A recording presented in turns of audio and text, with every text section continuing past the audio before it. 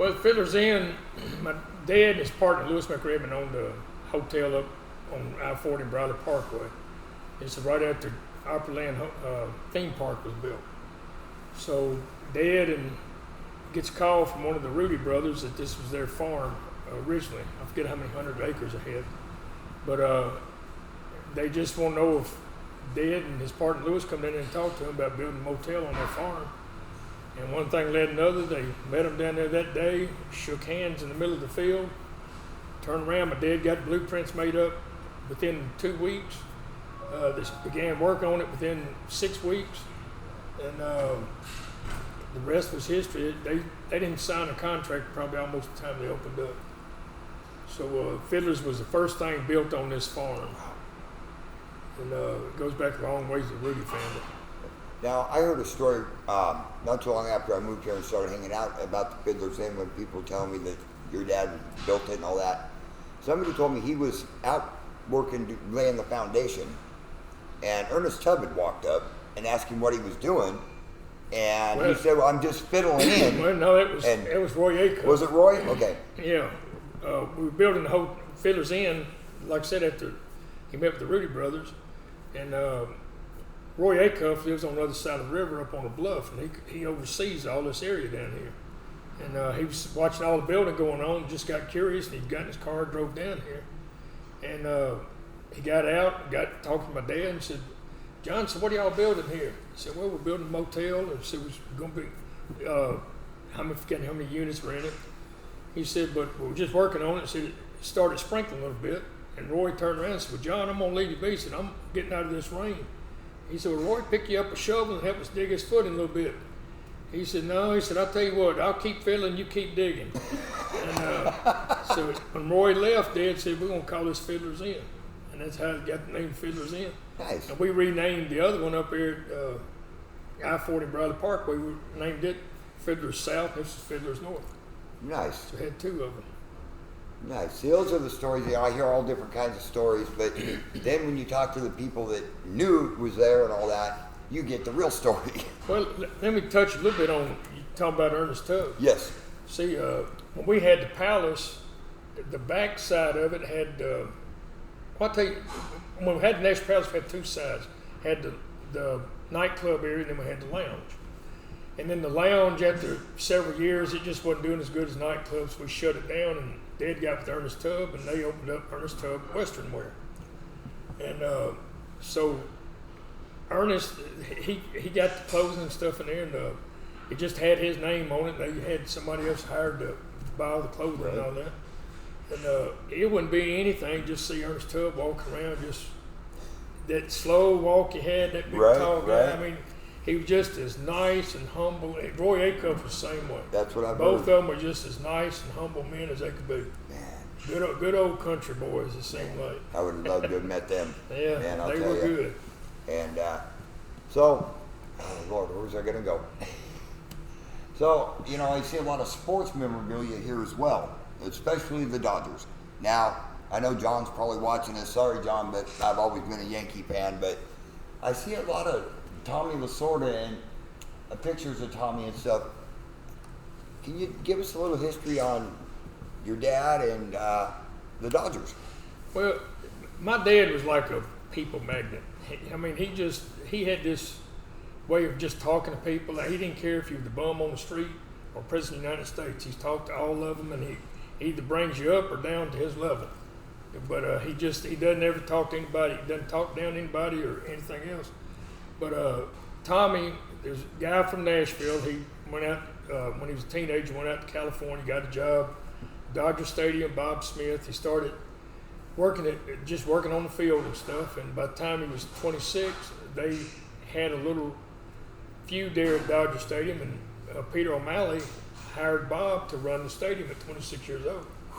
Well, Bob's sister's a good friend of ours, and Bob came in one time, probably in the late 70s, and she introduced Dad and Bob together, and Bob invited Dad out to LA to watch one of the Dodgers games. It just happened to be the series was the next year, and he went out and took Dad down to Tommy's locker room, and introduced him, and they just became best of friends. Wow. They just clicked, and up until my dad got cancer and stuff and died at 91, and him and Tommy still best friends. Wow. I mean, they just loved each other, and every time Tommy could get close to Nashville, he'd fly in here instead of flying to Louisville or Atlanta or Right. something here, and then he would drive down.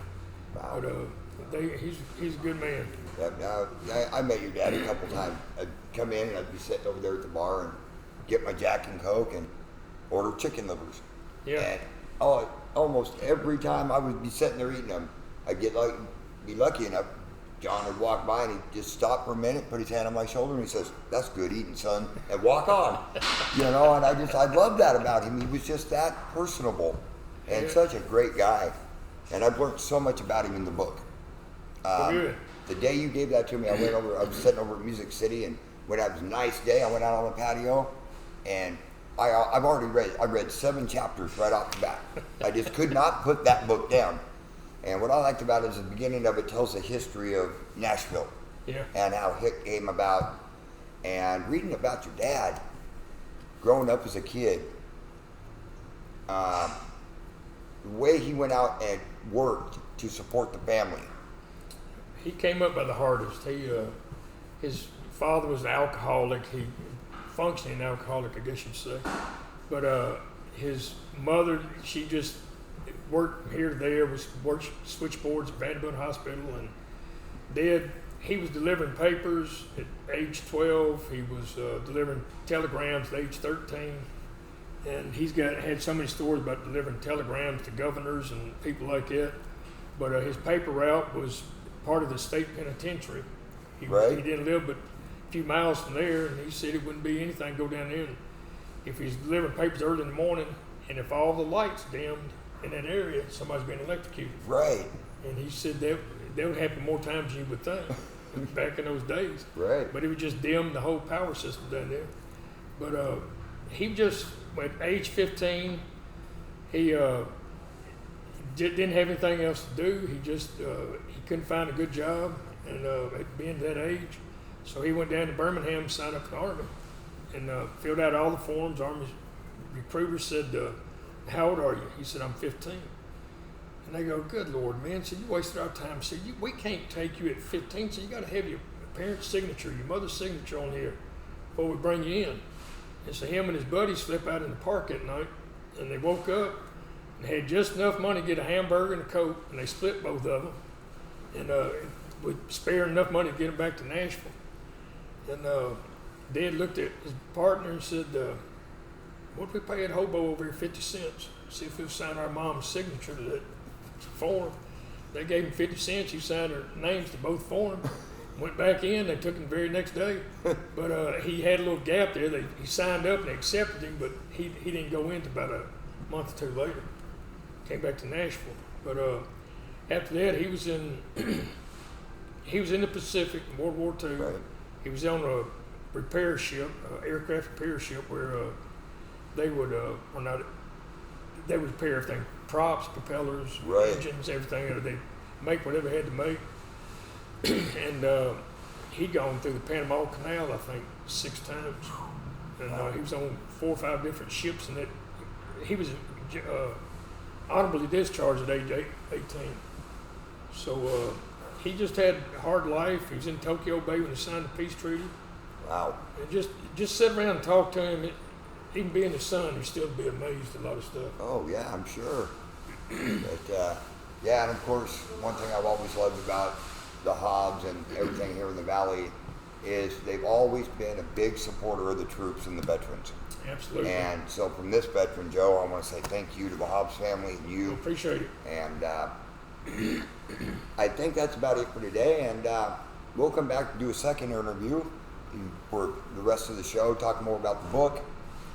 And y'all come on down here to John Hayes, right here in the heart of Music Valley, and pick yourself up a book, John Hayes' autobiography, the man, the visionary. Because if it wasn't for John A. and the Hobbs family, Music Valley wouldn't be Music Valley. This is Hollywood Howard for Music Valley News. Until next time, Be better to your neighbors, and you'll have better neighbors.